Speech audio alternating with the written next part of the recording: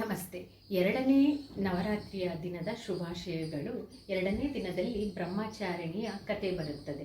ಹಿಮನ ಮಗಳು ಉಮಾದೇವಿ, ಇವಳೇ ಬ್ರಹ್ಮಚಾರಿಣಿ. ಈಕೆ ಕಠಿಣ ತಪಸ್ಸನ್ನು ಮಾಡಿ ಶಿವನಿಗೋಸ್ಕರ ಕೆಲವು ವರ್ಷಗಳ ಕಾಲ ಬರೀ ಎಲೆಗಳು, ಇನ್ನೂ ಕೆಲವು ವರ್ಷಗಳ ಕಾಲ ಬರೀ ಹೂವುಗಳು, ಇನ್ನೂ ಕೆಲವು ವರ್ಷಗಳ ಕಾಲ ಬರೀ ಗಾಳಿಯನ್ನು ಸೇವಿಸಿ ಇದೇ ತರಹದ ಕಠಿಣ ತಪಸ್ಸನ್ನು ಶಿವನಿಗೋಸ್ಕರ ಮಾಡಿರುತ್ತಾಳೆ.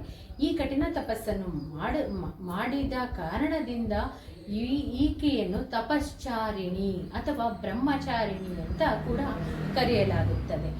ಈಕೆ ಶಿವನು ಇದರ ಕಡೆ ಗಮನ ಹರಿಸದ ಕಾರಣ ಘೋರವಾದ ತಪಸ್ಸನ್ನು ಮಾಡುತ್ತಾಳೆ. ಊಟ ತಿಂಡಿ ಎಲ್ಲವನ್ನು ಬಿಟ್ಟು ಕೆಲವು ದಿನ ಕಾಲ ನೆಲದ ಮೇಲೆ ಬಿದ್ದಂತಹ ಬಿಲ್ವ ಪತ್ರೆಯನ್ನು ತಿನ್ನುತ್ತಾಳೆ ಇವಳು.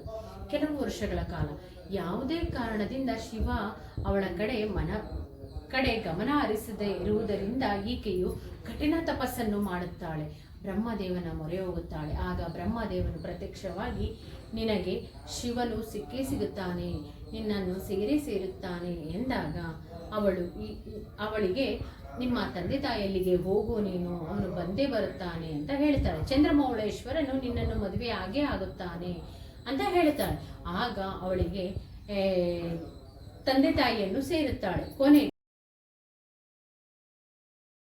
ಚಾರಿಣಿ ನಿದ್ರೆ ಊಟ ಎಲ್ಲವನ್ನು ಬಿಟ್ಟು ತಪಸ್ಸನ್ನು ಮಾಡುತ್ತಿರ್ತಾಳೆ.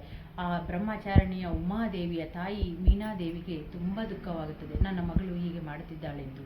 ಆದರೂ ತಪಸ್ಸನ್ನು ಬಿಡುವುದಿಲ್ಲ. ತಪಸ್ಸಿಗೆ ಒಲಿದ ಬ್ರಹ್ಮರು, ನಿನಗೆ ನಿನ್ನ ನೆಚ್ಚಿನ ಚಂದ್ರಮೌಳೇಶ್ವರನೇ ಒಲಿಯುತ್ತಾನೆ, ಚಂದ್ರಮೌಳೇಶ್ವರನೇ ನಿನ್ನನ್ನು ಮದುವೆ ಆಗುತ್ತಾನೆ ಎಂದು ಹೇಳುತ್ತಾರೆ. ಆಗ ಬ್ರಹ್ಮಚಾರಿಣಿ, ನೀನು ನಿನ್ನ ಮನೆಯನ್ನು, ನಿನ್ನ ತಂದೆ ತಾಯಿಯನ್ನು ಸೇರು, ಅವನೇ ಬಂದು ನಿನ್ನನ್ನು ಮದುವೆ ಆಗುತ್ತಾನೆ ಅಂತ ಹೇಳುತ್ತಾರೆ. ಆಗ ಬ್ರಹ್ಮಚಾರಿಣಿ ತಪಸ್ಸನ್ನು ತೊರೆದು ಮನೆಗೆ ಹಿಂತಿರುಗುತ್ತಾಳೆ. ಇದರಲ್ಲಿ ಪ್ರಮುಖ ಪಾತ್ರ ಮನ್ಮಥನದ್ದಾಗಿರುತ್ತದೆ. ಮನ್ಮಥನ ಪಾತ್ರ ಇದರಲ್ಲಿ ತುಂಬ ಇದೆ. ಮನ್ಮಥನಿಂದನೇ ಆ ಬ್ರಹ್ಮಚಾರಿಣಿಯನ್ನು ಶಿವನು ಮದುವೆಯಾಗಲು ಸಾಧ್ಯವಾಗಿದೆ. ಬ್ರಹ್ಮಚಾರಿಣಿಯ ಬಲಗೈಯಲ್ಲಿ ಜಪಮಾಲೆ ಇದೆ, ಎಡಗೈಯಲ್ಲಿ ಕಮಂಡಲವಿದೆ. ಇದು ಬ್ರಹ್ಮಚಾರಿಣಿಯ ವಿಶೇಷತೆ.